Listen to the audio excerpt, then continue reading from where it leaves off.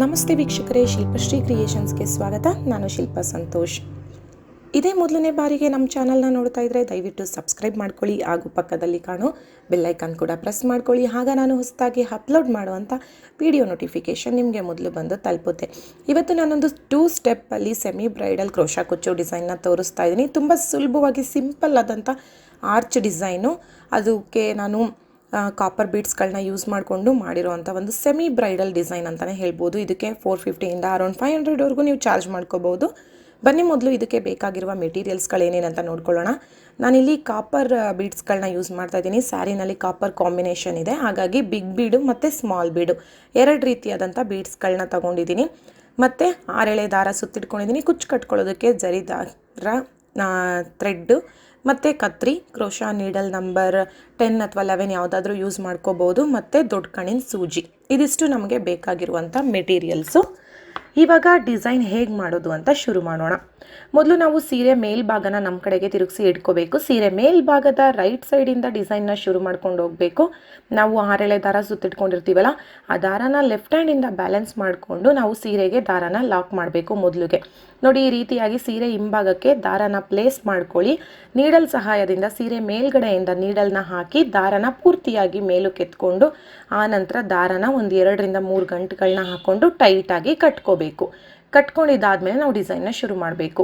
So ನಾನೀಗ almost ಎಲ್ಲದಕ್ಕೂ ಈ ರೀತಿ ಕಟ್ಕೊಂಡೇ ಡಿಸೈನ್ನ ಮಾಡ್ತಾಯಿದ್ದೀನಿ. ಮುಂಚೆ ನಾನು ಸೀರೆ ದಾರದ ತುದಿಗೆ ಗಂಟುಗಳು ಹಾಕ್ಕೊಂಡು ಆ ರೀತಿ ಕೂಡ ಮಾಡ್ತಾಯಿದ್ದೆ, ಈ ರೀತಿ ಕೂಡ ಮಾಡ್ತಾಯಿದ್ದೆ. ಬಟ್ ನಾವು ಗ್ಲೂ ಪೇಸ್ಟ್ ಮಾಡೋದ್ರಿಂದ ಅದು ಬಿಚ್ಚೋಗೋ ಚಾನ್ಸಸ್ ಇರುತ್ತೆ ಅಂತ ಹೇಳಿ ನಾನು ಥಿಂಕ್ ಮಾಡಿ ಇವಾಗ ಈ ರೀತಿ ಗಂಟು ಹಾಕ್ಕೊಂಡು ಡಿಸೈನ್ನ ಮಾಡ್ಕೊಳ್ತೀನಿ.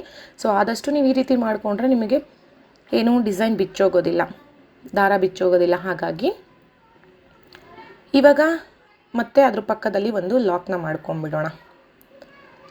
ನಾವು ಗಂಟು ಹಾಕಿರ್ತೀವಲ್ಲ, ಅಲ್ಲಿ ಒಂದು ಲಾಕ್ನ ಮಾಡ್ಕೊಳ್ಳೋಣ.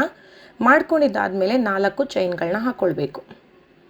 4 ಚೈನ್ ಹಾಕಿಬಿಟ್ಟು ಅದು ಎಲ್ಲಿಗೆ ಬರುತ್ತೆ ಅಂತ ನೋಡಿ ಸರಿಯಾಗಿ ಅಲ್ಲಿಗೆ ಲಾಕ್ ಮಾಡಬೇಕು.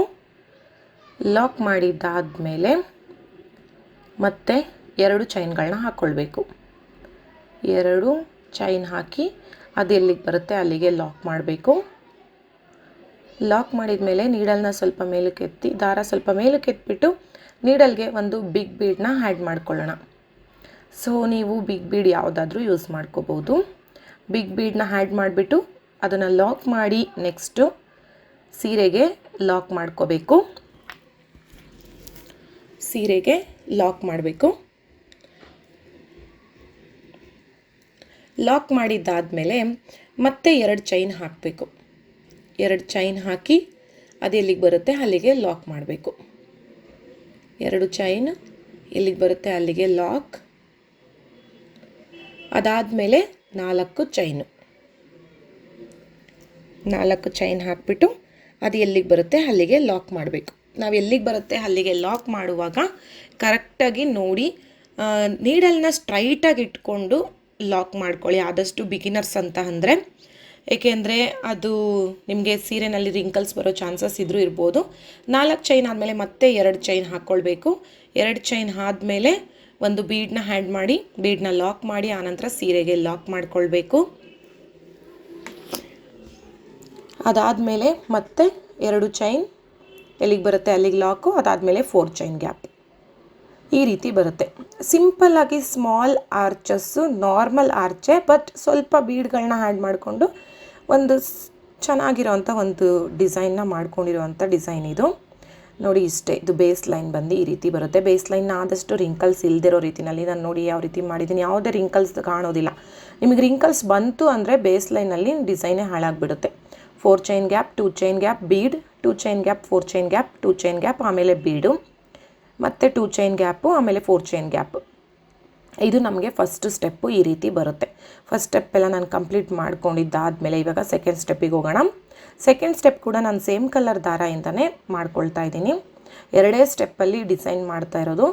ಸೇಮ್ ಇವಾಗ ಮೊದಲನೇ ಸ್ಟೆಪ್ಪಲ್ಲಿ ನಾವು ಯಾವ ರೀತಿ ದಾರಾನ ಗಂಟು ಹಾಕ್ಕೊಳ್ತೀವಲ್ಲ ಅದೇ ರೀತಿಯಲ್ಲಿ ಈಗ ದಾರಾನ ಗಂಟು ಹಾಕ್ಕೊಂಬಿಡೋಣ. ಒಂದು 2-3 ಗಂಟುಗಳು ಹಾಕ್ಕೊಂಡು ಟೈಟಾಗಿ ಕಟ್ಕೊಂಬಿಡೋಣ.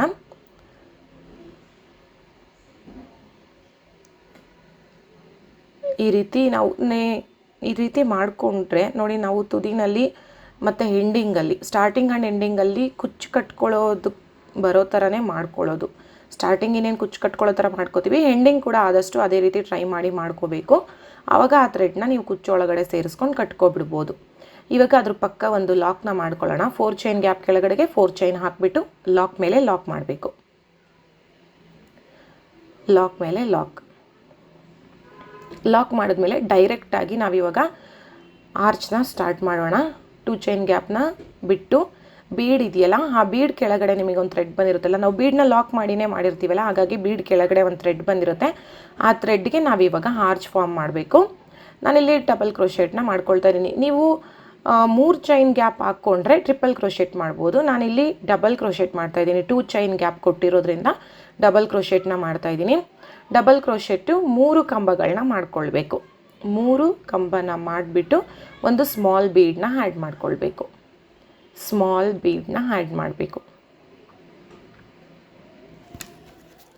ಇದು ಕೂಡ ನಾನು ಕಾಪರ್ ಬೀಡೇ ಯೂಸ್ ಮಾಡ್ತಾ ಇರೋದು. ಸ್ಯಾರಿನಲ್ಲಿ ಎಲ್ಲೂ ಗೋಲ್ಡ್ ಕಾಂಬಿನೇಷನ್ ಇಲ್ಲ, ಕಾಪರ್ ಕಾಂಬಿನೇಷನ್ ಇರೋದ್ರಿಂದ ನಾನು ಕಾಪರ್ ಬೀಡ್ಸ್ನ ಯೂಸ್ ಮಾಡಿದ್ದೀನಿ. ಮತ್ತು ಬೀಡ್ ಹ್ಯಾಡ್ ಆದಮೇಲೆ 3 ಕಂಬಗಳನ್ನ ಹಾಕ್ಕೋಬೇಕು.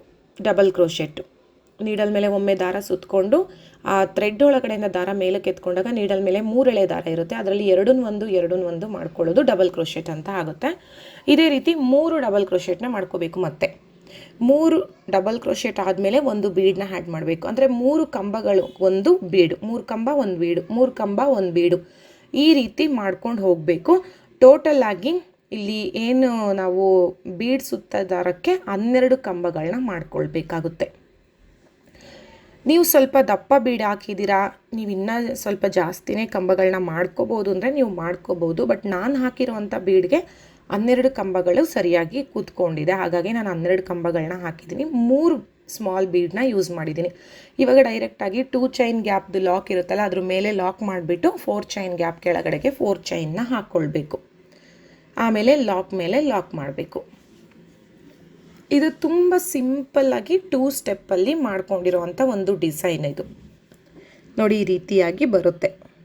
ಬಿಗಿನರ್ಸ್ಗಳಿಗಂತೂ ಕಲ್ತ್ಕೊಳ್ಳೋಕ್ಕೆ ತುಂಬ ಈಸಿಯಾಗಿ ಸಿಂಪಲ್ಲಾಗಿ ಕಡಿಮೆ ಸಮಯದಲ್ಲಿ ನಾವು ಮಾಡ್ಕೋಬೋದಾದಂಥ ಒಂದು ಡಿಸೈನು.